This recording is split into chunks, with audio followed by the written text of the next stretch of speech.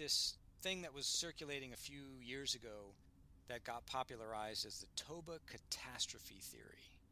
And the idea here was that Toba erupted, and about the same time there was a genetic bottleneck in humanity.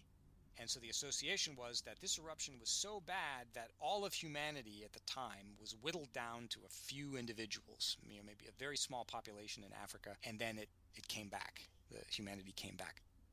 That idea got really popular, and suddenly it was, Toba almost did us in as a species. Well, subsequent work into that idea is sort of casting some doubt on it. It doesn't look like the climate impacts were possibly as bad as originally thought. The timing of the genetic bottleneck doesn't really line up with the eruption in quite the way that was originally assumed. Dating got a little bit better, and it doesn't quite equal. So there's a lot of doubt now about Toba catastrophe theory being real, and I think more evidence is piling up against that than for it. So but that's the problem with a lot of these ideas is they make a real splash when they come out, and you get lots of documentaries about them and so forth.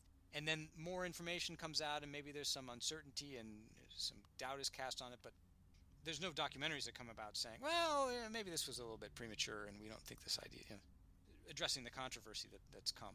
And that's often swept under the rug a little bit. So I'm sure there's still a lot of people out there that have heard this and aren't aware that maybe it's not quite as supported as we originally thought. Interesting.